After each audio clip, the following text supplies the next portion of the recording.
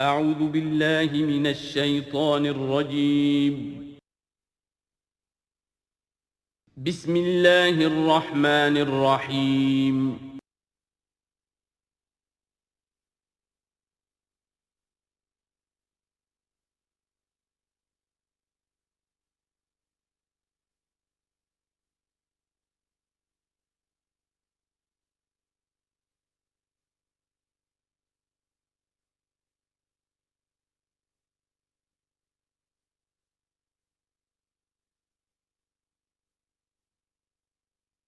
اعوذ باللہ من الشیطان الرجیم بسم اللہ الرحمن الرحیم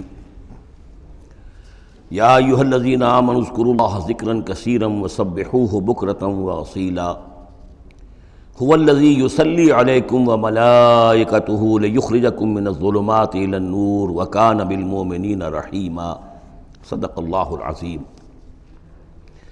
اہل ایمان اللہ کا ذکر کیا کرو کثرت کے ساتھ۔ ذکر کثیر سے مراد کیا ہے؟ کہ انسان کسی بھی حال میں ہو اللہ کو یاد رکھے۔ پنجابی میں ایک کہاوت ہے، ہتھ کارول دل یارول۔ کام آپ کر رہے ہیں، کوئی بھی کر رہے ہیں، لیکن یہ کہ آپ کا دل اللہ کے ساتھ لگا ہونا چاہیے۔ اس کا جو بہترین طریقہ ہے وہ یہ ہے کہ تمام جو بھی معمولات زندگی کے ہیں ان کے ساتھ ہی حضور صلی اللہ علیہ وسلم سے مسنون دعائیں ہیں۔ گھر میں داخل ہو رہے ہیں تو دعا مانگیے، باہر نکل رہے ہیں تو دعا مانگیے، بازار میں داخل ہو رہے ہیں تو دعا مانگیے، بازار سے باہر آ رہے ہیں دعا مانگیے، بیت الخلاء میں داخل ہو رہے ہیں دعا ہے۔ لیکن آپ کام بھی کر رہے ہیں ساتھ کے ساتھ، کوئی اضافی وقت آپ کا نہیں لگ رہا ہے، لیکن اس میں یہ ہے کہ آپ کا اللہ کے ساتھ ایک رشتہ قائم رہے۔ باقی یہ کہ قرآن سب سے بڑا ذکر ہے، پھر نماز، یہ تو ہم پڑھ چکے ہیں 21ویں پارے کی پہلی آیت، وَاتْلُ مَا أُوحِيَ إِلَيْكَ مِنَ الْكِتَابِ وَأَقِمِ الصَّلَاةَ إِنَّ الصَّلَاةَ تَنْهَىٰ عَنِ الْفَحْشَاءِ وَالْمُنكَرِ وَلَذِكْرُ اللَّهِ أَكْبَرُ۔ تو اللہ کا ذکر کرو کثرت کے ساتھ، وَسَبِّحُوهُ بُكْرَةً وَأَصِيلًا، اور صبح و شام اس کی تسبیح کرتے رہو۔ هُوَ الَّذِي يُصَلِّي عَلَيْكُمْ وَمَلَائِكَتُهُ، وہ تم پر اپنی رحمتیں بھیجتا رہتا ہے، اپنی عنایتیں اور شفقتیں نازل فرماتا رہتا ہے، نہ صرف وہ خود بلکہ اس کے ملائکہ بھی۔ اب یہ دیکھیے وہی لفظ ہے کہ جو حضور کے بارے میں آیا ہے، ان اللہ و ملائکتہ یصلون علی النبی، یقیناً اللہ اور اس کے فرشتے نبی پر رحمتیں بھیجتے ہیں۔ لیکن یہ فرمایا جا رہا کہ ایک عام اہل ایمان کو بھی حصہ ملتا ہے اس میں سے، اللہ کی عنایتیں ہیں، اللہ کی رحمتیں ہیں۔ وہی لفظ استعمال ہو رہا ہے اہل ایمان کے لیے۔ هو الذی یصلی علیکم وملائکتہ لیخرجکم من الظلمات الی النور، وہ اپنی رحمتیں اور عنایتیں نازل فرماتا رہتا ہے، وہ بھی اور اس کے فرشتے بھی، تاکہ نکالیں تمہیں اندھیروں سے روشنی کی طرف۔ وَكَانَ بِالْمُؤْمِنِينَ رَحِيمًا، اور یقیناً اللہ تعالیٰ کے اہل ایمان کے حق میں وہ بہت رحیم ہے۔ تَحِيَّتُهُمْ يَوْمَ يَلْقَوْنَهُ سَلَامٌ، ان کی دعا جو ہے جس روز کہ وہ اللہ سے ملیں گے ہوگا سلام۔ وَأَعَدَّ لَهُمْ أَجْرًا قَرِيبًا، اور اللہ تعالیٰ نے ان کے لیے بہت باعزت اجر فراہم کیا ہوا ہے۔ یا ایھا النبی انا ارسلناک شاہدا ومبشرا ونذیرا وداعیا الی اللہ باذنہ وسراجا منیرا۔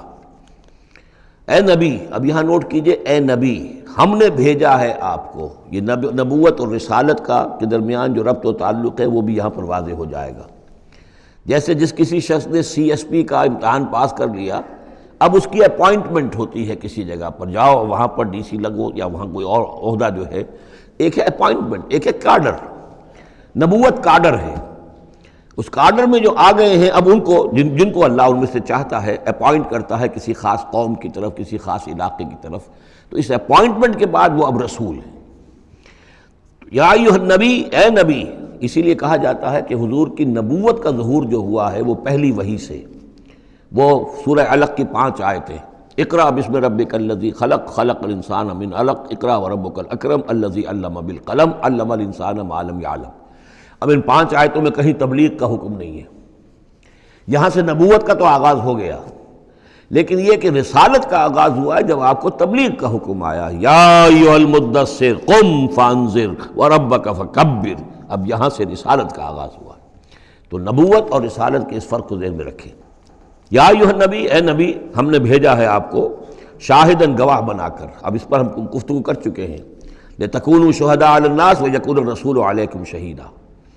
اور لیکون الرسول شہیدا علیکم وتکونوا شہداء علی الناس، سورہ بقرہ میں آیت آئی اور سورہ حج میں آ چکی ہے۔ اور مبشر اور نذیر، بشارت دینے والے، خبردار کرنے والے، یہ تو بہت مرتبہ آ چکا ہے، جمع کے صیغے میں، واحد کے صیغے میں۔ وَدَاعِيًا إِلَى اللَّهِ بِإِذْنِهِ، اللہ کی طرف بلانے والے اس کے حکم سے۔ یعنی ایک داعی اور بھی ہوتا ہے جو اللہ کا کوئی بندہ ہے، کوئی صوفیاء میں سے ہے، کوئی اللہ کا نیک آدمی، وہ بھی لوگوں کو بلا رہا ہے اللہ کے راستے کی طرف، لیکن نبی رسول کا کام یہ ہو جاتا ہے کہ وہ اس پر مامور ہے کہ وہ بلائے۔ اس میں زمین و آسمان کا فرق ہے کہ ایک ہے کہ حفظان صحت کے اصولوں پر تمام شہریوں کو جو ہے اس پہ خیال رکھنا چاہیے، عمل کرنا چاہیے، گلیوں میں گندگی نہ ہو، یہ نہ ہو، وہ نہ ہو، یہ تو گویا کہ اصول شہریت میں سے ہے۔ ایک محکمہ ہے جو قائم کیا گیا اسی کام کے لیے، وہ تو مامور ہیں، وہ تو تنخواہ اسی کی لیتے ہیں، لہذا وہ ہم وقت اسی کام کے اوپر لگے ہوئے ہیں۔ تو اسی طریقے سے دفاع وطن ہے، ویسے تو ہر شہری کا فرض ہے کہ اس کے لیے اپنے آپ کو ہر وقت تیار رکھے، لیکن ایک فوج آپ نے تیار کی ہوئی ہے جو اسی کام کے لیے۔ تو رسول تو گویا کہ وہ پھر داعی اللہ بإذنہ، اللہ کے حکم سے مامور من اللہ ہو کر پھر وہ جو ہے دعوت دیتا ہے۔ وسراجا منیرا، اور آپ کو ایک بہت روشن چراغ بنا دیا، چراغ ہدایت۔ وبشر المؤمنین بأن لهم من اللہ فضل کبیرا، اور اہل ایمان کو آپ بشارت دے دیجئے کہ ان کے لیے اللہ کی طرف سے بہت بڑا فضل ہے۔ ولا تطع الکافرین والمنافقین ودع اذاہم، اور آپ ان کافروں اور منافقوں کی باتیں نہ مانیے، ان کی طرف دھیان بھی مت دیجیے۔ ودع اذاہم، اور وہ جو کچھ بھی اذیت آپ کو دینا چاہ رہے ہیں، تکلیف پہنچا رہے ہیں، کوفت پہنچا رہے ہیں، دفع کیجیے ان کی ایذاؤں کو۔ وتوکل علی اللہ، اللہ تعالیٰ پر توکل کیجیے۔ وکفیٰ باللہ وکیلا، اللہ کافی ہے آپ کے لیے سہارا اور آپ کی مدد کرنے کے لیے، اللہ کافی ہے، یہ کچھ نہیں بگاڑ سکیں گے۔ جو چاہیں اسکینڈلز اٹھا لیں، جو چاہیں آپ کے خلاف سازشیں کر لیں، آپ کا بال بیکا نہیں کر سکیں گے۔ یا ایھا الذین آمنوا اذا نکحتم المؤمنات ثم طلقتموہن من قبل ان تمسوہن، اب ایک حکم یہاں پر طلاق کے ضمن میں بھی آ رہا ہے۔ پہلے آ چکا ہے کہ اگر نکاح ہو چکا ہے کسی سے اور کوئی مہر مقرر نہیں ہوا تھا، لیکن پھر بھی طلاق اگر دے دی ہے تو بہرحال اسے کچھ نہ کچھ مہر جو ہے وہ اس کو کچھ نہ کچھ دے دلا کے رخصت کرنا چاہیے۔ اور اگر ملاقات سے قبل نکاح دی ہے، طلاق دے دی ہے اور مہر مقرر ہو چکا تھا تو آدھا مہر دینا ہوگا۔ اب یہاں مسئلہ آ رہا ہے عدت کا۔ یا ایھا الذین آمنوا، اہل ایمان، اذا نکحتم المؤمنات، جب تم مومن خواتین سے نکاح کرو، ثم طلقتموہن من قبل ان تمسوہن، پھر کوئی سبب ایسا ہو جائے کہ اس سے پہلے کہ تمہاری ان سے ملاقات ہو، تم انہیں چھو، انہیں تم طلاق دے دو، فما لکم علیہن من عدۃ تعتدونہا، تو پھر تمہارا کوئی حق نہیں ہے کہ وہ عورت جو ہے عدت کرے اور اس کو تم عدت پوری کرواؤ اس سے، اس لیے کہ تمہاری ملاقات ہی نہیں ہوئی، کوئی سوال ہی پیدا نہیں ہوتا کہ اس کے رحم میں کوئی بچہ جو ہے اللہ تعالیٰ نے اس کو تخلیق فرما دیا ہو۔ لہذا عدت تو اس لیے ہوتی ہے کہ یہ بات پوری طریقے سے واضح ہو جائے کہ اس معاملے میں سابق شوہر سے کسی کے اس کے وطن میں کوئی کسی کا حمل نہیں ہے۔ وَمَتِّعُوهُنَّ، تو انہیں کچھ دے دلا کر رخصت کرو، وَسَرِّحُوهُنَّ سَرَاحًا جَمِيلًا، اور اپنے ہاں سے رخصت کرنا ہو تو بڑی خوبصورتی کے ساتھ رخصت کرو۔ یا ایھا النبی انا احللنا لک ازواجک اللاتی آتیت اجورہن، اے نبی ہم نے آپ کے لیے حلال ٹھہرایا ہے آپ کی ان تمام ازواج مطہرات کو جنہیں آپ نے باقاعدہ مہر دیا ہے۔ وما ملکت یمینک، اسی طرح جو آپ کی ملک یمین ہے، بانیاں ہیں، لونڈیے ہیں۔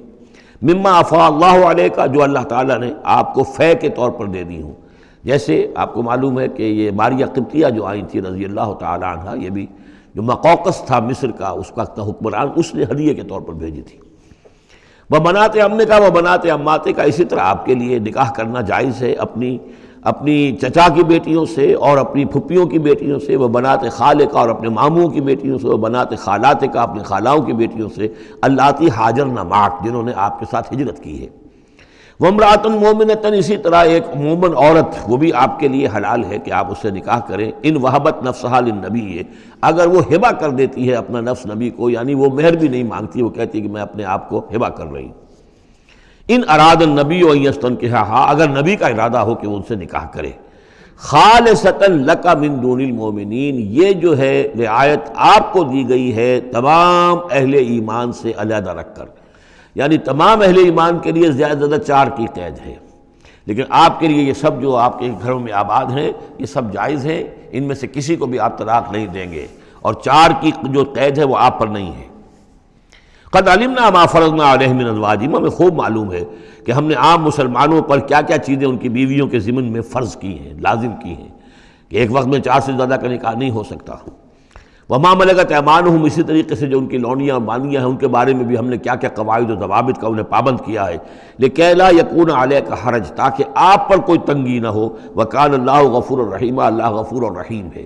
اصل میں حضور کا جو تعدد ازدواج کا معاملہ اس میں کئی مصلحتیں تھیں۔ ایک مصلحت تو یہ بھی تھی، مثلا یہ کہ حضرت عائشہ صدیقہ رضی اللہ تعالیٰ عنہ سے نکاح کی جو مسئلہ سب سے بڑی یہ سامنے آتی ہے کہ ان کا وہ بیوہ ہو گئی ہیں جبکہ ابھی جوان تھی، وہ 18 برس کی عمر تھی جبکہ بیوہ ہو گئی ہیں، لیکن انہیں پھر طویل وقت ملا ہے، وہ معلمہ امت بن گئی ہیں۔ خواتین کے لیے تو وہی معلمہ ہے، جو بھی زن و شو کے تعلقات ہوتے ہیں اس میں خواتین آ کر مسئلہ پوچھتی تھی تو حضرت ام المومنین صدیقہ رضی اللہ تعالیٰ انہیں بتاتی تھی۔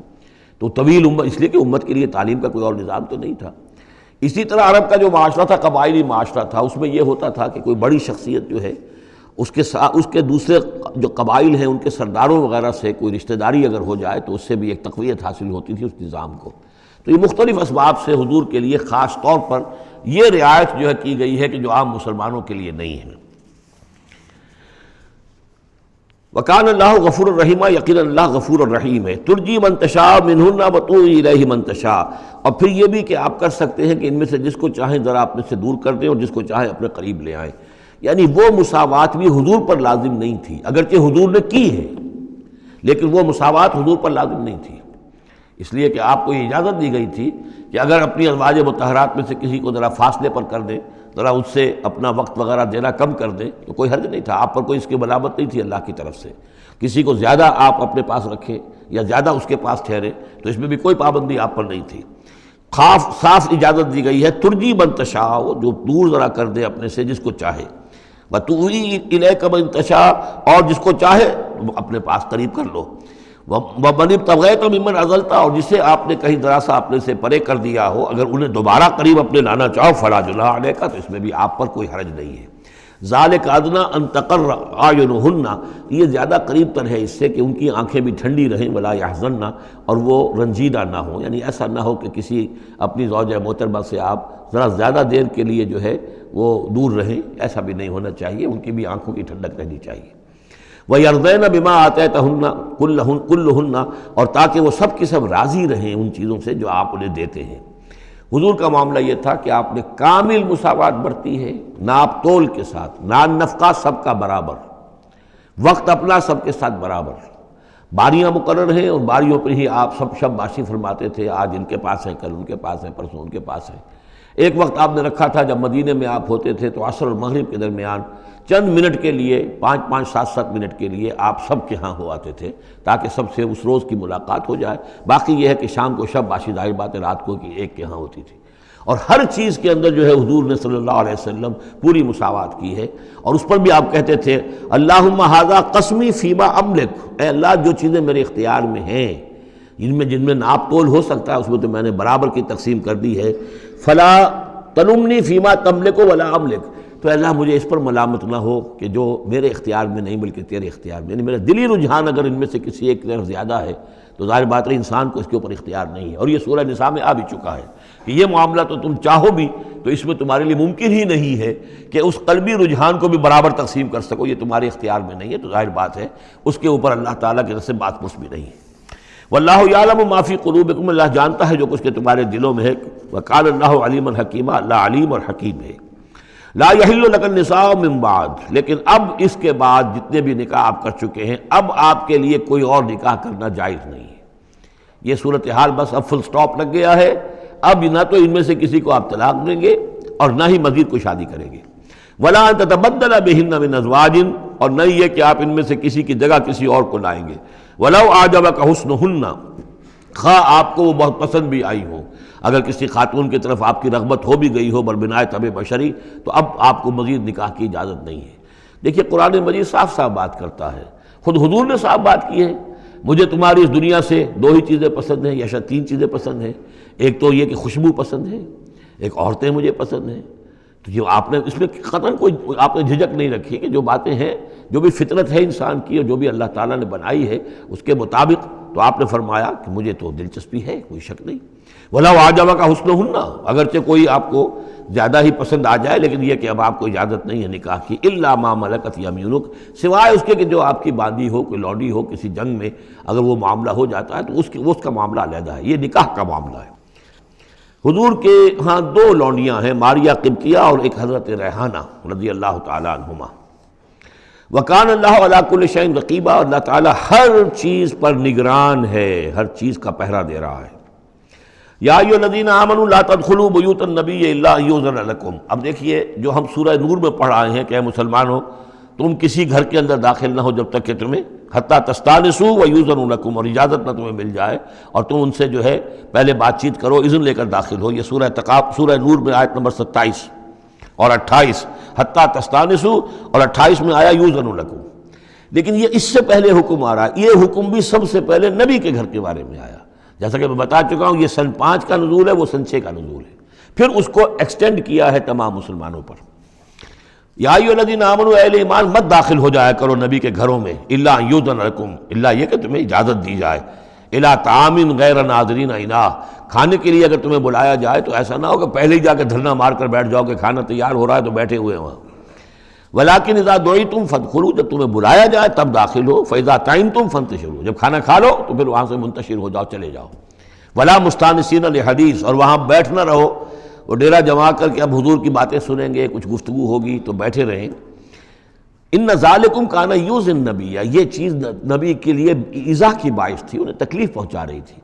وہی جو پرائیویسی ہے گھر کی، اب اس میں یہ ہے کہ کوئی آ گیا ہے اور دھرنا مار کے بیٹھا ہوا ہے، اور حضور کی مروت ہے، حضور شرافت کی وجہ سے کچھ کہہ بھی نہیں سکتے ہیں، اور ظاہر بات ہے وہ کوئی ایک کنال کے اور ایک ایکڑ کے گھر تو تھے نہیں، وہ چھوٹا سا کوئی ایک حجرہ ہے۔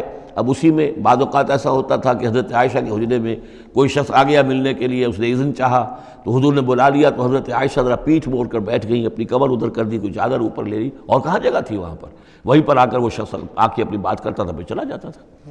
تو فرمایا کہ یہ چیزیں جو ہے یہ یقیناً تکلیف باعث بن رہی تھی۔ ان ذالکم کان یؤذی النبی فیستحیی منکم، تو وہ تو تم سے حیا کرتے ہیں، کہہ نہیں سکتے کچھ۔ واللہ لا یستحیی من الحق، اللہ کو حق کے بیان کرنے میں کوئی جھجک نہیں ہے۔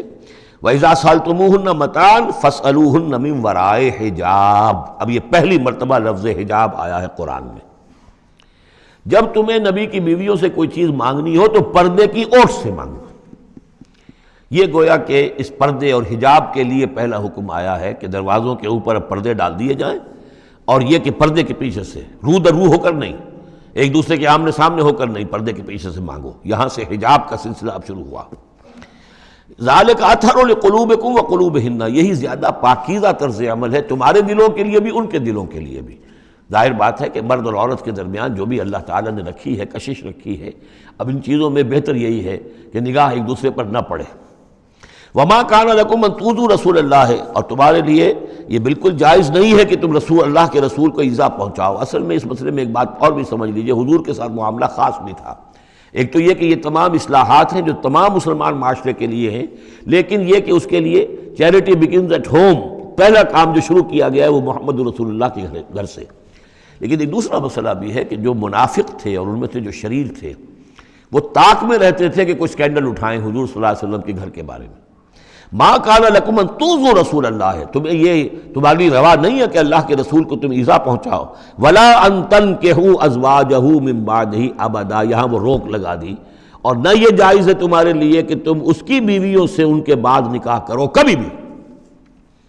یہ بین، چونکہ ویسے بھی وہ ازواجہ امہاتہم، اس کی جو بیویاں ہیں حضور کی، وہ تو تمہاری اہل ایمان کی مائیں ہیں، وہ ایک درجہ وہ بھی آ گیا۔ اب خاص صراحت کے ساتھ بھی کہہ دیا ولا ان تنکحوا ازواجہ من بعدہ ابدا، حضور کی ازواج کے لیے چونکہ اس کا کوئی امکان نہیں تھا، اسی لیے حضور کسی کو طلاق نہیں دے سکتے تھے۔ طلاق دیں تو ظاہر بات ہے وہ کسی اور سے تو نکاح کر نہیں سکتی۔ یہی وجہ ہے کہ تعدد ازدواج کا معاملہ حضور کے لیے زیادہ ایکسٹینڈ کر دیا گیا۔ ان ذالکم کان عند اللہ عظیما، اور یہ چیز اللہ کے نزدیک بہت بڑی ہے۔ تو اس سے یہ کہ اگر کسی کے لیے، کسی کے دل میں، کسی خبیث کے دل میں کوئی خیال ایسا آ بھی رہا ہو تو اب یہاں یہ کہ اس کی روک لگ گئی کہ یہ بات جو ہے، یہ دروازہ یہ ہمیشہ کے لیے بند ہے۔ ان تبدوا شیئا او تخفوہ فإن اللہ کان بکل شیء علیما، خواہ تم کسی چیز کو ظاہر کرو اور خواہ تم چھپاؤ، اللہ تعالیٰ تو ہر چیز کا علم رکھتا ہے۔ لا جناح علیکم علیہن فی آبائہن، اب یہ وہ حکم آ رہا ہے جو تفصیل سے آیا ہے بڑی، وہ تو اب ہم پڑھ چکے سورہ نساء میں، وہ بعد میں آیا ہے۔ یہ ذرا مختصر آ رہا ہے کہ گھر میں داخلے سے جن کو روک دیا گیا ہے کہ وہ گھر سے باہر کھڑے ہو کر مانگنے جو کچھ مانگنا ہے، گھر میں داخل نہیں ہو سکتے، اب اس میں استثناء کون کون ہے، کون گھر میں جا سکتا ہے، اندر جا سکتا ہے، زنانے میں کون جا سکتا ہے؟ لا جناح علیہن، کوئی حرج نہیں ہے نبی کی بیویوں پر، فی آبائہن، ان کے باپوں کے بارے میں۔ حضرت عمر آئیں حضرت حفصہ کے گھر میں کوئی رکاوٹ نہیں، حضرت ابو بکر آئیں حضرت عائشہ کے گھر میں کوئی رکاوٹ نہیں، ولا ابنائہن، نہ ان کے بیٹوں کے بارے میں، ولا اخوانہن، نہ ان کے بھائیوں کے بارے میں، ولا ابناء اخوانہن، نہ ان کے بھائیوں کے بیٹے یعنی بھتیجوں کا، ولا ابناء اخواتہن، اور نہ ان کی بہنوں کے بیٹے یعنی بھانجوں کا، ولا نسائہن، اور نہ ہی ان کی اپنی جان پہچان والی عورتوں کا، ولا ما ملکت ایمانکم، اور جو غلام یا جو لونیاں ہیں، اور اکثر و بیشتر اہل سنت کے نزدیک یہاں صرف لونیاں مراد ہیں، ان کے بارے میں ٹھیک ہے وہ گھر میں داخل ہوں۔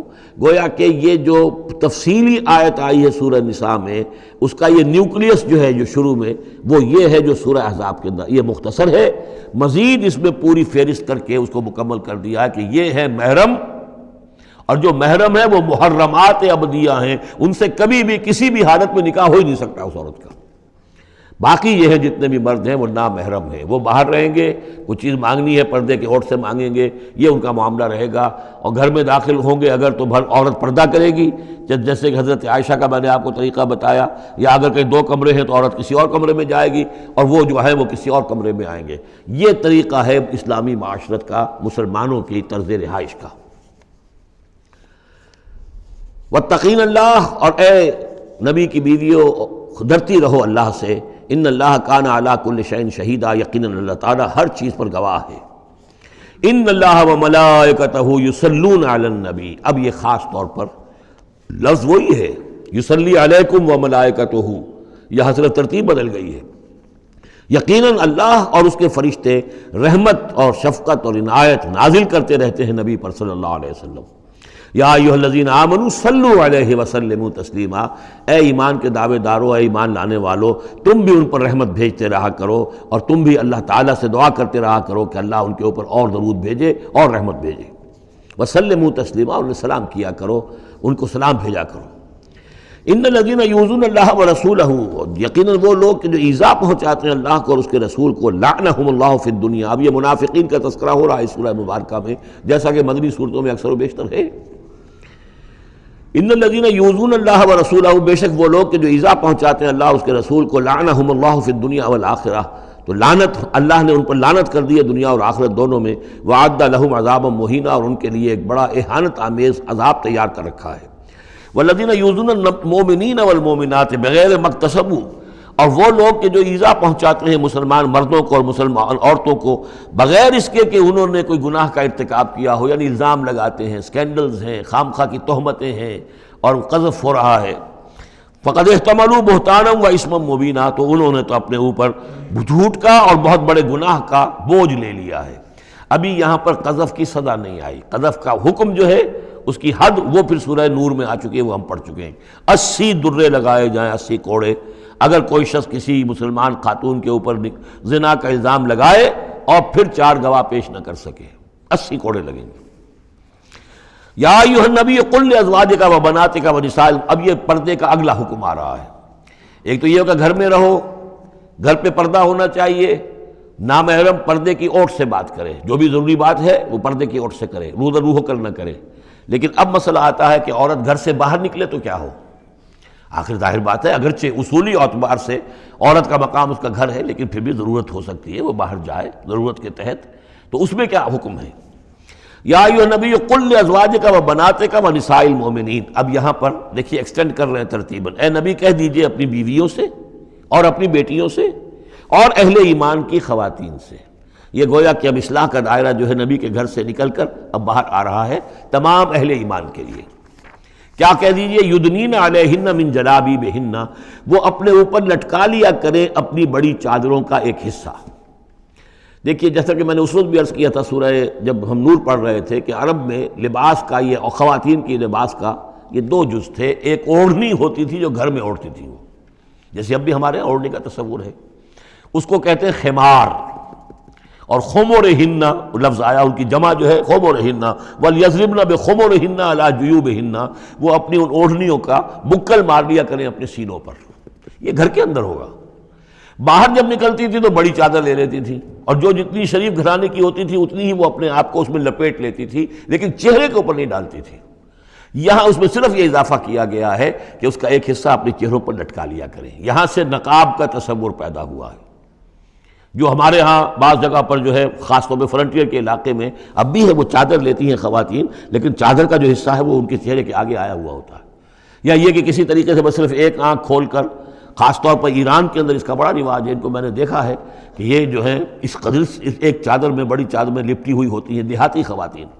شہروں کے اندر تو نقشہ ذرا کچھ مختلف ہے. اب وہاں پہ چونکہ یہ بات تقریباً انہوں نے طے کر دی ہے کہ چہرے کا پردہ نہیں ہے، حالانکہ یہ غلط ہے. قرآن میں چہرے کا پردہ ہے. اس حوالے سے وہ جو کہا گیا کہ پردے کی اور سے ان سے بات کی جائے یا مانگا جائے، تو آخری اس کا مطلب یہ کہ چہرہ ہی تو ہے نا جس کو روکا جا رہا ہے. باقی گھر میں جو ازواج مطہرات بغیر لباس کے تو نہیں تھی معاذ اللہ، لیکن یہ کہ چہرے ہی کے پردے کے لیے کہا ہے کہ فَصَلُوهُنَّ مِن وَرَاءِ حجاب، اور حجاب کا لفظ چل رہا ہے اسی کے لیے. لیکن یہ کہ اب یہ حکم دیا گیا کہ آپ ایک چادر کو، جو چادر لے کے آپ نکلتی ہی ہیں باہر، جو بھی شریف خواتین ہیں، وہ چادر کو ذرا اپنے چہروں کے اوپر لٹکا لیا کریں. یہ جلباب کہلاتا تھا، بڑی چادر جو لے کر نکلتے تھے. تو ایک ہے خمار، اوڑھنی، جس کی جمع ہے خمرہن، خمر. ایک ہے جلباب، بڑی چادر، جس کی جمع ہے جلابیب، جلابیبہن، وہ اپنی بڑی چادروں کا ایک حصہ اپنے سامنے لٹکا لیا کرے چہرے کے. ذالک ادنیٰ ان یعرفنا، یہ بہتر ہے اور نزدیک تر ہے اس سے کہ ان کو پہچان لیا جائے کہ یہ شریف گھرانے کی خواتین ہیں، کیونکہ وہاں لونڈیاں باندیاں جو ہوتی تھیں ان کے ہاں وہ رواج نہیں تھا. ابھی یہ جو گھر کی خاندانی خواتین ہیں ان کے ساتھ یہ بات شروع کی جا رہی ہے. فلا یوزین، تو انہیں کوئی ایذا نہ پہنچائی جائے. وکان اللہ غفور الرحیم، اور یقینا اللہ غفور الرحیم ہے. لئن لم ينتهِ المنافقون، اگر یہ منافق باز نہ آئے، والذین فی قلوبہم مرض، اور وہ جن کے دلوں میں روگ ہے، والمرجفون فی المدینہ، اور وہ لوگ کہ جو سنسنی پیدا کرتے ہیں مدینہ کے اندر، ایسی خبریں اسکینڈلائز کر کے اور سنسنی پیدا کرتے ہیں کہ یہ بات ہو گئی، فلاں نے یہ کہہ دیا، فلاں نے یہ تہمت لگا دی. لنغرینک، اگر یہ باز نہ آئے تو اے نبی پھر ہم آپ کو اکسا دیں گے، آپ کو اجازت دے دیں گے کہ آپ ان کے خلاف کوئی اقدام کریں. لنغرینک بہم، ہم ان کے اوپر حملہ کرنے کی اور ان کو سزا دینے کے لیے آپ کو کھلی چھوٹ دے دیں گے. ثم لا یجاورونک فیہا الا قلیلا، پھر یہ شہر مدینہ کے اندر آپ کے پڑوسی بن کر نہیں رہ سکیں گے مگر یہ تھوڑا سا وقت جو یہ گزار رہے ہیں. ملعونین، ان پر پھٹکار ہے. اینما ثقفوا اخذوا وقتلوا تقتیلا، جہاں بھی یہ پائے جائیں، پکڑے جائیں اور قتل کیے جائیں، ٹکڑے کر دیے جائیں. لیکن یہ وہ حکم جو ہے یہ ایک اللہ تعالیٰ کی بیزاری اور شدت ناراضگی کا مظہر ہے، لیکن منافقین کے اعتبار سے کبھی اس طرح کا کوئی اقدام حضور کی سیرت میں ثابت نہیں ہے.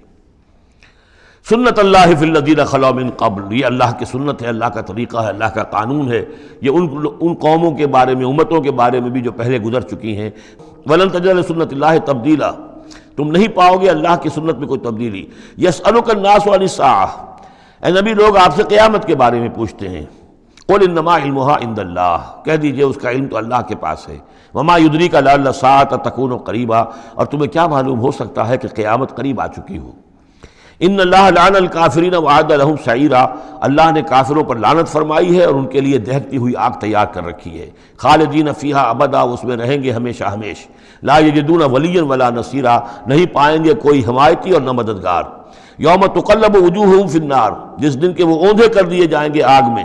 یقولون یا لیتنا اطعنا اللہ واطعنا الرسول، اس وقت کہیں گے کہ ہائے کاش کہ ہم نے اطاعت کی ہوتی اللہ کی اور اطاعت کی ہوتی اس کے رسول کی. وقالوا ربنا انا اطعنا سادتنا وکبراءنا فاضلونا السبیل، وہ کہیں گے اے اللہ ہم نے تو اپنے سرداروں اور اپنے جو بڑے چودھری تھے ان کی اطاعت ہم نے کی، ان کا کہنا مانا، ان کے کہے پر چلے، بس انہوں نے ہمیں صحیح راستے سے بھٹکا دیا. ربنا آتہم ضعفین من العذاب، اے اللہ ان کو دگنا عذاب دے. والعنہم لعنا کبیرا، اور ان پر لعنت فرما بہت ہی بڑی لعنت. یا ایھا الذین آمنوا لا تکونوا کالذین آذوا موسیٰ وبرأہ اللہ مما قالوا، اہل ایمان ان لوگوں کے مانند نہ ہو جاؤ کہ جنہوں نے موسیٰ کو اذیت دی تھی. دیکھیں موسیٰ کو ایک اذیت تو وہ تھی جو ہم سورہ مائدہ میں پڑھائے ہیں کہ جب موسیٰ نے کہا علیہ الصلوۃ والسلام کہ اب اللہ کی راہ میں جنگ کرو، اور پوری قوم نے انکار کر دیا۔ ظاہر بات ہے کہ جو آپ پر بیزاری طاری ہوئی، جس پر آپ نے کہا کہ رب انی لا املک الا نفسی واخی فافرق بیننا وبین القوم الفاسقین، تو اس سے اندازہ ہو رہا ہے کس قدر آپ کو تکلیف پہنچی ہے۔ ایک بات روایات میں آتا ہے کہ آپ پر کوئی جسمانی عیب بھی لگایا گیا تھا، وہ اپنی حیا اور شرم کی وجہ سے وہ اپنا لباس جو ہے وہ خاص طور پر اکثر و بیشتر کبھی بھی آپ عریاں نہیں ہوتے تھے، جو ان کے ہاں جو رواج تھا ان میں یہ ہے کہ اتنا لحاظ نہیں رکھتے تھے، لیکن یہ کہ اب انہوں نے یہ کہنا شروع کر دیا کہ کوئی عیب ہے ان کے اندر جسمانی طور پر جس کی وجہ سے یہ اتنے شرم اور حیا کا مظاہرہ کرتے ہیں۔ بہرحال اللہ تعالیٰ نے اس کے لیے ایک سبیل پیدا کی، ایک لمبا قصہ ہے کہ جو احادیث میں موجود ہے۔ تو فرمایا تو اب یہ ہے ذاتی قسم کی ایذا، اور میں سمجھتا ہوں کہ وہ حدیث جو اندر جو واقع ہے وہ صحیح ہے، اس لیے کہ یہاں بھی ذاتی قسم کی ایذا ہے جس کا تذکرہ ہو رہا ہے کہ حضور کو حضور کے ازواج مطہرات کے حوالے سے کوئی اس طرح کا سکینڈل اٹھا کر جو ہے تو وہ تو تکلیف، جیسے کہ سورہ نور میں ہم پڑھ آئے ہیں کہ کس قدر دن آپ پر سخت گزرے ہیں وہ، جبکہ حضور حضرت عائشہ پر جو ہے وہ تہمت لگائی گئی تھی۔ تو یا ایھا الذین آمنوا لا تکونوا کالذین آذوا موسیٰ، ان لوگوں کے مانند نہ بن جاؤ کہ جنہوں نے موسیٰ کو اذیت دی تھی، فبرأہ اللہ مما قالوا، تو اللہ تعالیٰ نے انہیں بری ثابت کیا، ان کی ثابت کر دیا کہ ان میں وہ عیب نہیں ہے جو انہوں نے ان پر لگایا تھا۔ وکان عند اللہ وجیہا، اور وہ تو اللہ کے نزدیک بہت وجیح انسان تھے، صاحب حیثیت، صاحب وجاہت۔ یا ایھا الذین آمنوا اتقوا اللہ وقولوا قولا سدیدا، اہل ایمان اللہ کا تقوی اختیار کرو اور بات کرو سیدھی، خاص طور پر یہ گھریلو زندگی کے اندر، چونکہ یہ معاملات ہو رہے ہیں تو یہ کہ گھریلو زندگی میں خاص طور پر انسان جو ہے زبان کا استعمال جو ہے اس میں محتاط رہے۔ یصلح لکم اعمالکم، اللہ تعالیٰ تمہارے سارے اعمال درست کر دے گا، ویغفر لکم ذنوبکم، اور اگر کبھی کسی نسیان یا کسی جذبات کے رو میں کوئی غلطی ہو جائے گی تو اللہ تعالیٰ تمہاری خطائیں بخش بھی دے گا۔ وَمَن يُطِعِ اللَّهَ وَرَسُولَهُ فَقَدْ فَازَ فَوْزًا عَظِيمًا، اور جو کوئی بھی اللہ اور اس کے رسول کی اطاعت پر کاربند ہو گیا اس نے تو بہت بڑی کامیابی حاصل کر لی۔ یہ دو آیتیں جو ہیں، یا ایھا الذین آمنوا اتقوا اللہ وقولوا قولا سدیدا یصلح لکم اعمالکم ویغفر لکم ذنوبکم ومن یطع اللہ ورسولہ فقد فاز فوزا عظیما، یہ بھی حضور نے خطبہ نکاح میں شامل کی تھی، جیسے سورہ نساء کی پہلی آیت، یا ایھا الناس اتقوا ربکم الذی خلقکم من نفس واحدۃ وخلق منها زوجها وبث منہما رجالا کثیرا ونساء واتقوا اللہ الذی تساءلون به والارحام ان اللہ کان علیکم رقیبا، ایک وہ آیت، دو یہ، اور ایک آیت سورہ آل عمران کی، یا ایھا الذین آمنوا اتقوا اللہ حق تقاتہ ولا تموتن الا وانتم مسلمون۔ انا عرضنا الامانۃ علی السماوات والارض والجبال، ہم نے امانت کو پیش کیا آسمانوں پر اور زمین پر اور پہاڑوں پر، فابین ان یحملنها، تو ان سب نے انکار کر دیا اس کو اٹھانے سے، واشفقن منها، اور اس سے ڈر گئے، وحملها الانسان، انسان نے اسے اٹھا لیا، انہ کان ظلوما جہولا، یقیناً وہ نادان بھی تھا اور ظالم بھی تھا، یعنی اپنے آپ پر ظلم کیا اتنی بڑی امانت سنبھال کر۔ اب یہ امانت کون سی ہے، اس پر بہت سے اقوال ہیں تفسیری، اب ظاہر بات ہے کہ یہاں ان میں سے کون سا کہ کیا دلیل ہے، کسی کے حق میں کیا دلیل ہے، میں جس کو رد کر رہا ہوں کیوں کر رہا ہوں اس کا موقع نہیں ہے، لیکن میرے نزدیک اور مجھے اس پر جزم ہے، پوری طریقے سے وثوق ہے، اس امانت سے مراد ہے روح۔ یہ عالم امر کی شے ہے، اور لا کر عالم خلق، یہ ہمارا وجود حیوانی جو ہے یہ عالم خلق کی شے ہے، عالم امر کی شے کو بطور امانت عالم خلق کے اس وجود کے اندر امانت کے طور پر رکھا گیا ہے، یہ اللہ کی امانت ہے، وَنَفَخْتُ فِيهِ مِن رُوحِي، اپنی روح میں سے پھونک دوں تمہارے اندر، تو یہ ہے امانت، بہت عظیم امانت ہے۔ عالم امر میں آپ کو بتا چکا ہوں صرف فرشتے اور ارواح انسانیہ، یہ عالم امر کی چیز ہے، انہی کی جو کمیونیکیشن ہے وہی اس کو بھی امر کہا گیا ہے، عالم امر کی شے ہے۔ باقی جتنے بھی ہیں یہ جنات ہوں یا جو بھی حیوانات ہیں، ہمارا بھی جو جسد حیوانی ہے وہ جو ہے عالم خلق کی شے ہے، اور یہی شے ہے اصل میں وہی جس کی بنا پر کہ انسان مسجود ملائک بنا ہے، یہ جو روح ہے اسی کی بنا پر مسجود ملائک ہے، اسی کے بنا پر خلافت ملی ہے، اسی کے بنا پر وحی کا یہ محبت بنا ہے کہ وحی اس کو آ سکتی ہے۔ جنات کے ہاں وحی نہیں ہے، ان میں روح نہیں ہے، وحی نہیں ہے، کوئی نبی جنات میں نہیں بھیجا گیا، بلکہ انسانوں ہی میں جو نبی آئے انہی کی پیروی جو ہے وہ جنات بھی کرتے رہے۔ اور یہ جو روح کے بھوکے جانے سے پہلے یہ کیفیت تھی، وہ تھا ظلوم اور جہول، یہ میں سمجھتا ہوں کہ انسان کا جو حیوانی وجود ہے، جو میں نے کئی مرتبہ اس سے پہلے بیان کیا، اس میں تو کمزوری ہے۔ خلق الانسان من عجل، خلق الانسان ضعیفا، انسان جو ہے وہ تو اس کی فطرت، اس کی خلقت کے اندر جلدی عجلت پسندی بھی ہے، انسان کمزور پیدا کیا گیا ہے، یہاں ظلوم اور جہول کہا جا رہا ہے۔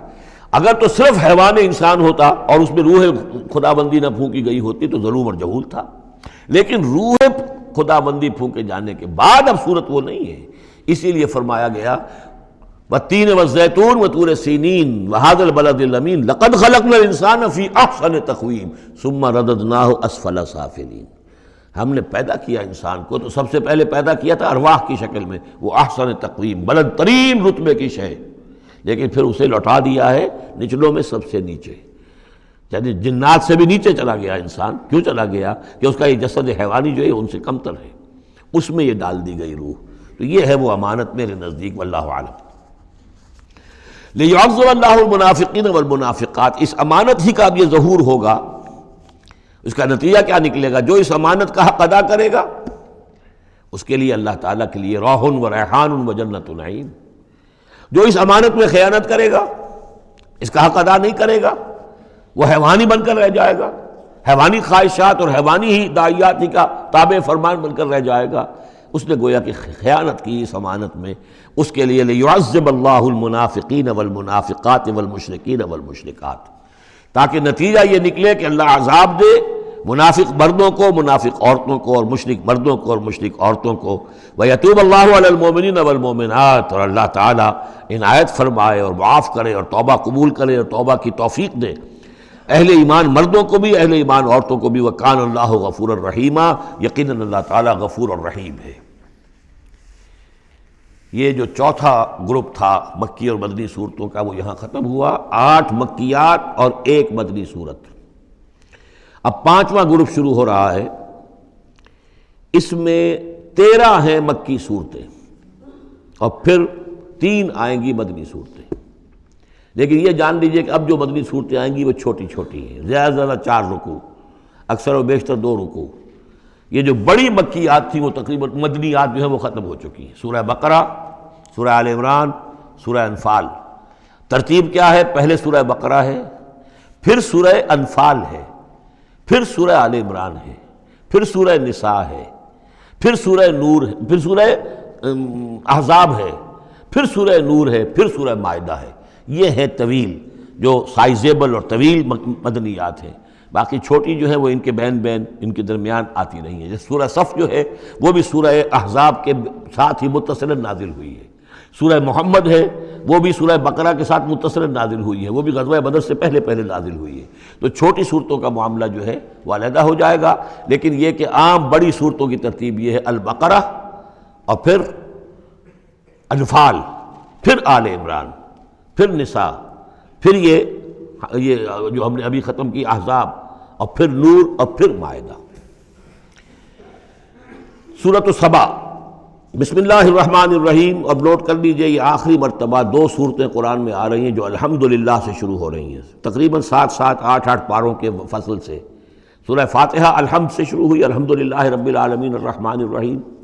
پھر سورہ انعام آئی تھی، وہ بھی الحمدللہ الذی خلق السماوات والارض وجعل الظلمات والنور۔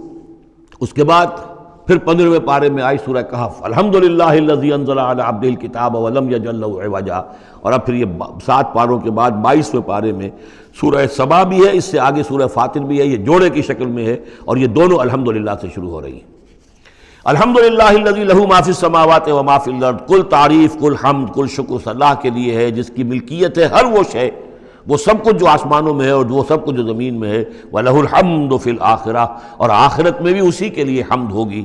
وَهُوَ الْحَكِيمُ الْخَبِيرُ، اور یقیناً وہ سب کچھ جاننے والا ہے، باخبر ہے اور کمال حکمت والا۔ اور آخرت میں جو میدان حشر میں حضور نے فرمایا لِوَاءُ الْحَمْدِ بِيَدِي، میرے ہاتھ میں حمد کا جھنڈا ہوگا۔ حضور کھڑے ہوں گے میدان حشر میں لِوَاءُ الْحَمْد، اب حمد کا جھنڈا لے کر۔ اور اس حمد کا خاص تعلق ہے اس آخری امت کے ساتھ۔ حضور کا نام بھی اسی سے ہے، محمد، احمد، حامد، یہ نام ہے حضور کے صلی اللہ علیہ وسلم۔ اور حمد جو ہے حمادون، یہ امت جو ہے حمادون ہے، یہ بہت حمد کرنے والے ہیں، اور قیامت کے دن میدان حشر کے اندر حمد کا جھنڈا حضور کے ہاتھ میں ہوگا، دست مبارک میں، اور حضور فرماتے ہیں اس روز جو میں اللہ کی حمد کروں گا وہ آج نہیں کر سکتا۔ یعلم ما یلج فی الارض وما یخرج منها، وہ جانتا ہے جو کچھ زمین میں گھستا ہے، داخل ہوتا ہے، اور جو کچھ کہ اس سے نکلتا ہے۔ وما ينزل من السماء وما يعرج فيها، اور جو کچھ کہ اترتا ہے آسمان سے نازل ہوتا ہے، اور جو کچھ کہ چڑھتا ہے اس میں۔ وهو الرحیم الغفور، اور وہ غفور ہے اور رحیم ہے۔ وقال الذين كفروا لا تأتينا الساعة، اور یہ کہتے ہیں کافر کہ کبھی یہ قیامت نہیں آئے گی، یا ساعہ جو ہے کبھی نہیں آئے گی۔ ساعہ اور قیامہ کا فرق میں بیان کر چکا ہوں، اور اس میں گویا کہ ابھی تک جو قریب ماضی قریب تک جو خیال رہا ہے سائنسدانوں کا کہ کائنات ابدی ہے، ہمیشہ رہے گی، اس کے ختم ہونے کا سوال ہی نہیں۔ اب یہ ہے کہ سائنس جو ہے فزکس کے میدان میں یہ بات مسلم ہو چکی ہے کہ یہ ابدی نہیں ہے، بلکہ اس سے ختم ہونا، کتنا عرصہ میں ختم ہونا یہ ہم نہیں کہہ سکتے، لیکن یہ کہ مختلف اعتبارات سے یہ طے اب ہو چکا ہے کہ یہ ہمیشہ رہنے والی نہیں ہے، اس کو ایک دن ختم ہونا ہے۔ اور جس طرح کہ یہ پھیلی ہے، جس طریقے سے پھل جھڑی ہوتی ہے ایک، اسی طریقے سے یہ پھیلی ہے، اور اسی طریقے سے یہ واپس لوٹ جائے گی۔ بقل بلا وربی، کہہ دیجئے کیوں نہیں، یقیناً مجھے میرے رب کی قسم ہے، لتاتینکم، وہ تم پر آ کر رہے گی، دھمک کر رہے گی، دھمکے گی تم پر۔ عالم الغیب، مجھے اپنے اس رب کی قسم ہے کہ جو تمام چھپی ہوئی چیزوں کا جاننے والا ہے۔ لا یعزب عنہ مثقال ذرۃ فی السماوات ولا فی الارض، اس سے غائب نہیں ہو سکتا کوئی ذرہ بھی، نہ آسمانوں میں اور نہ زمین میں۔ ولا اصغر من ذلک ولا اکبر، اور نہ کوئی شے جو اس سے چھوٹی ہو اور نہ وہ کہ اس سے بڑی ہو، الا فی کتاب مبین، مگر یہ کہ وہ کتاب مبین میں، روشن کتاب میں موجود ہے۔ لیجزی الذین آمنوا، یہ قیامت جو آئے گی کیوں آئے گی؟ لیجزی الذین آمنوا وعملوا الصالحات، تاکہ بدلہ دے، جزا دے اللہ تعالیٰ اپنے اہل ایمان بندوں کو جنہوں نے کام کیے۔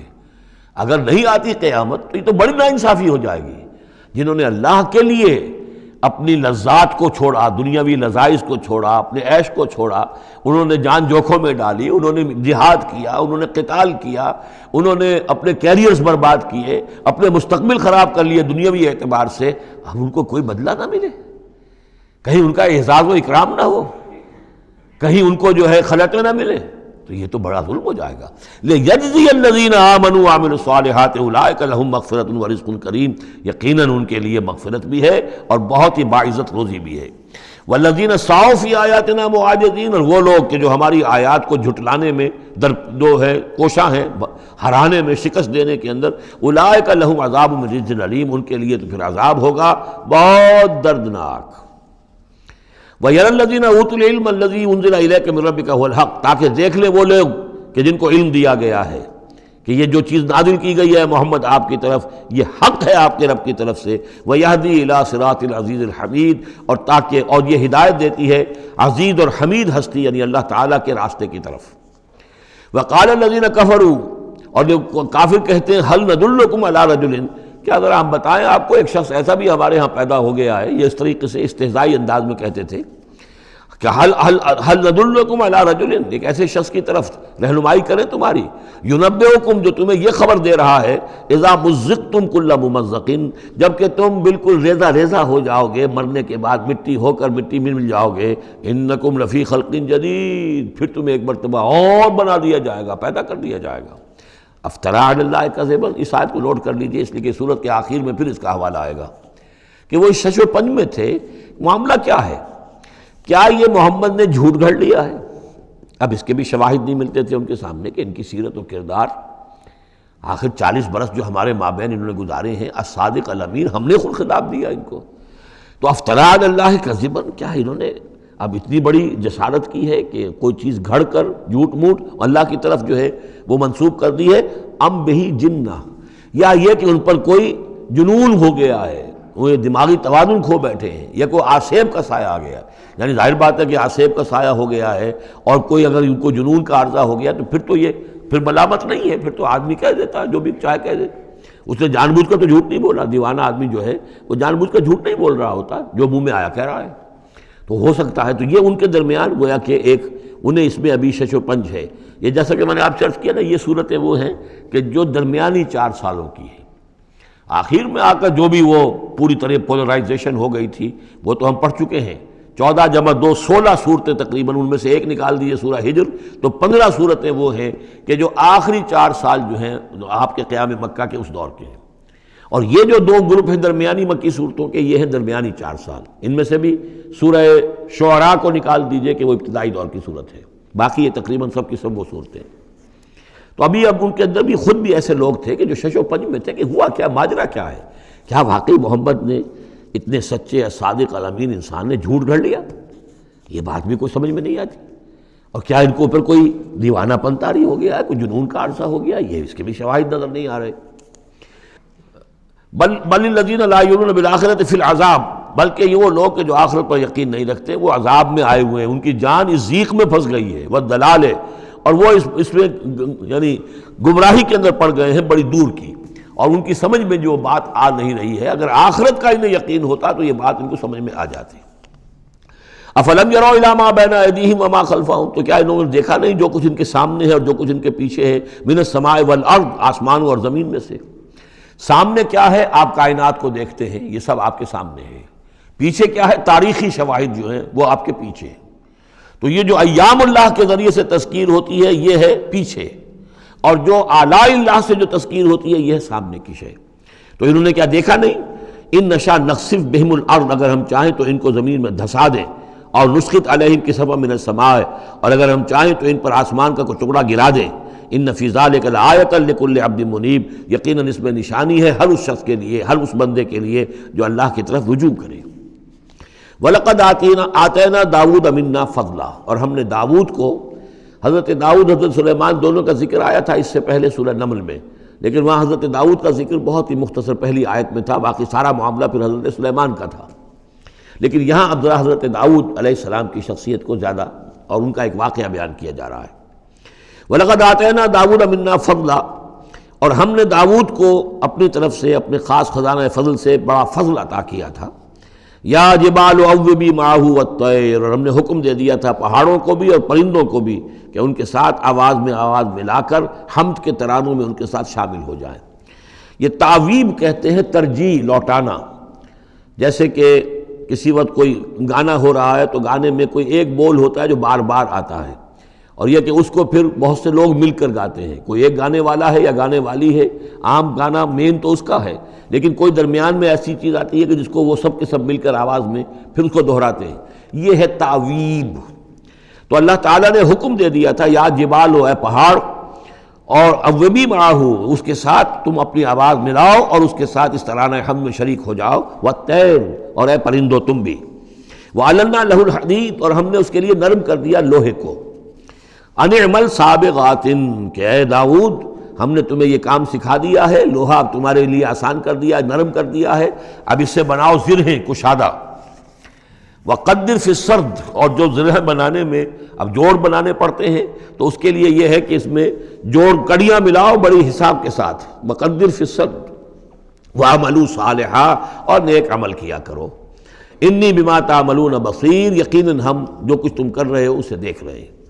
وَلِسُلَيْمَانَ الرِّيحُ غُدُوُّهَا شَهْرٌ وَرَوَاحُهَا شَهْرٌ، اور ہم نے ریحا، وَلِسُلَيْمَانَ الرِّيحَ، اور ہم نے حکم دے دیا تھا ہوا کو اور مسخر کر دیا تھا سلیمان کے لیے کہ صبح کو وہ چلتی تھی تو 1 مہینے کی مسافت تک حضرت سلیمان کو لے جاتی تھی، یعنی عام حالات میں جو ان کا اس زمانے کے جو بھی ٹرانسپورٹ کے اور جو بھی مینز آف کمیونیکیشن تھے، تو 1 مہینے میں جو مسافت طے ہو سکتی تھی وہ تیز ہوا جو حضرت سلیمان کے حکم سے چلتی تھی، تو صبح کے وقت وہ صرف ایک صبح میں وہ اتنی دور تک سفر کرا دیتی تھی۔ وَرَوَاحُهَا شَهْرٌ، اور اسی طریقے سے شام کی منزل بھی 1 مہینے کی مسافت۔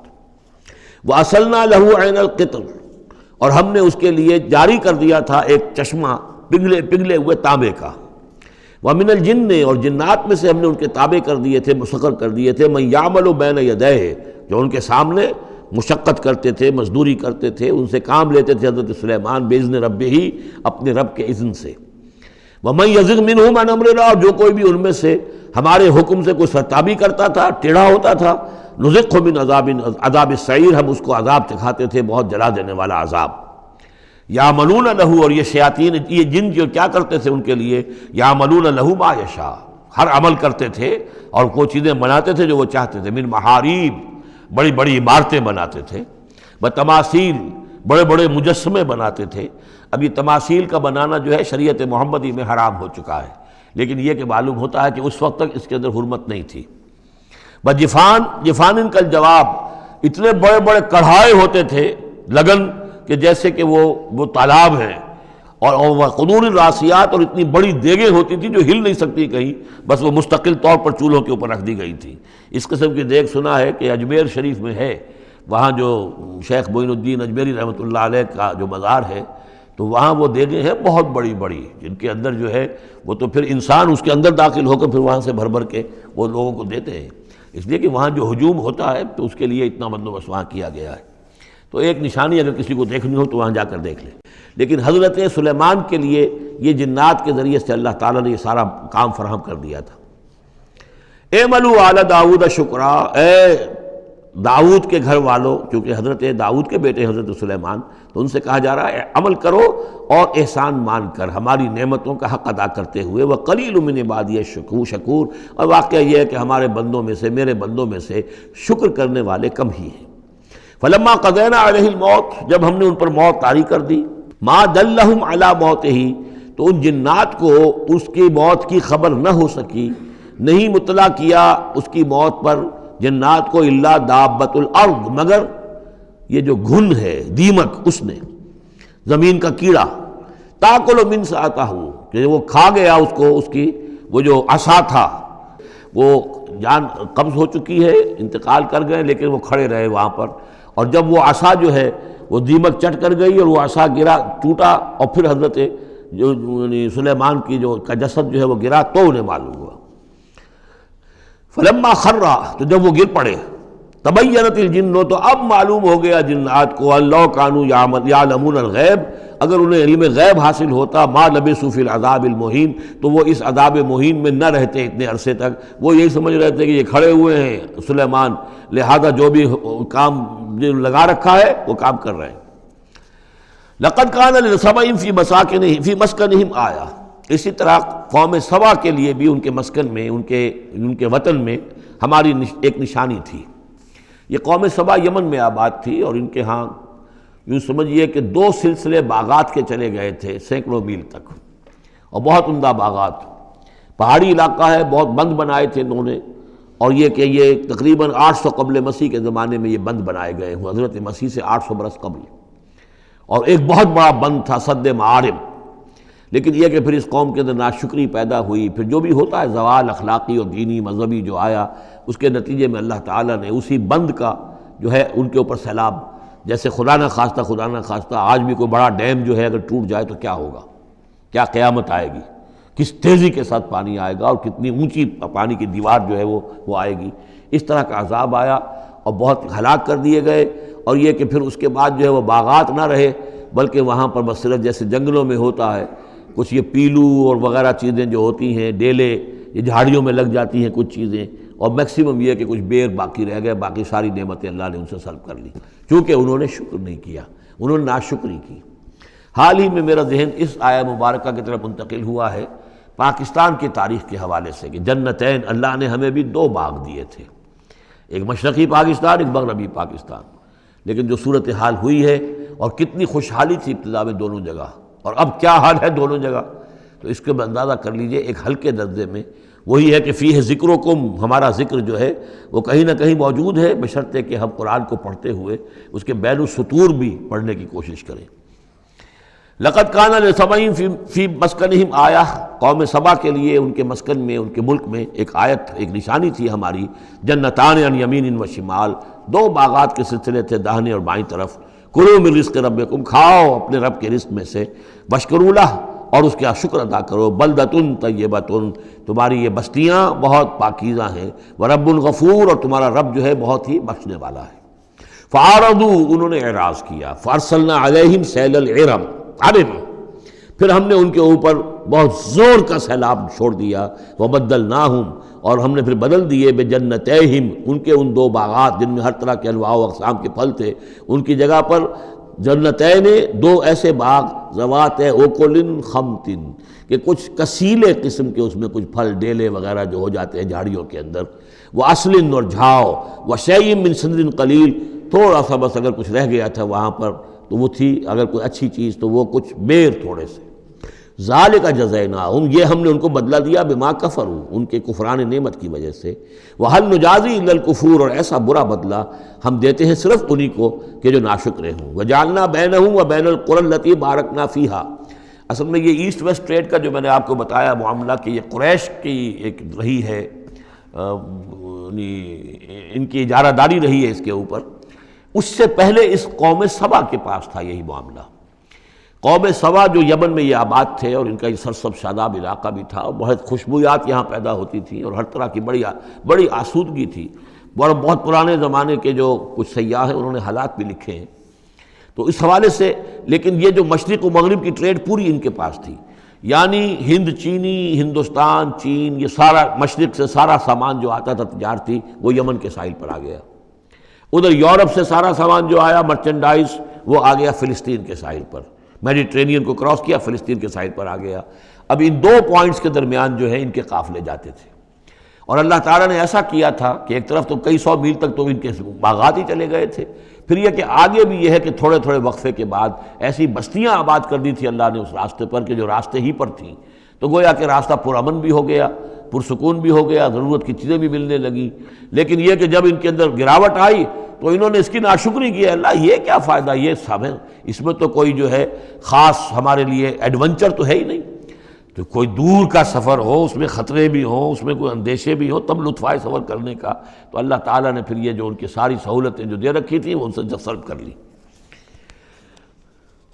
وجعلنا بینہم وبین القری التی بارکنا فیہا، اور ہم نے ان کے مابین اور ان بستیوں کے مابین جن میں ہم نے برکت دی ہے. اب یہ وہ فلسطین کا علاقہ ہے الذی بارکنا حولہ. قرن ظاہرتاً، ہم نے بہت سی بستیاں ایسی بنا دی تھی اس پورے علاقے کے اندر کہ جو ان کے شاہراہ جو تھی تجارتی اس کے عین کناروں پر تھی، ظاہر تھی ان پر. وقدرنا فیہا السیر، اور ہم نے اس میں اندازہ مقرر کر دیا تھا چلنے کا، سفر کرنے کا. گویا کہ ہر 30 میل بعد یا 50 میل کے بعد کوئی نہ کوئی ایسی آبادی ہے تاکہ انہیں وہاں پر سہولت ملے.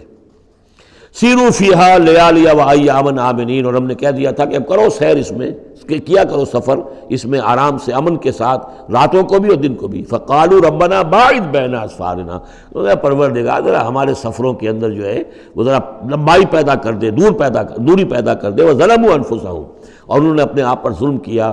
فجعلناہم احادیث، تو اب ہم نے انہیں صرف کہانیاں بنا دیا. اب ان کی کہانیاں رہ گئی ہیں، ان کی تاریخ کے اندر داستانیں رہ گئی ہیں، اب ان کا کوئی نام و نشان نہیں رہا. وَمَزَّقْنَاهُمْ كُلَّ مُمَزَّقٍ، اور ہم نے ان کو ریزہ ریزہ کر دیا، ختم کر دیا، منتشر کر دیا.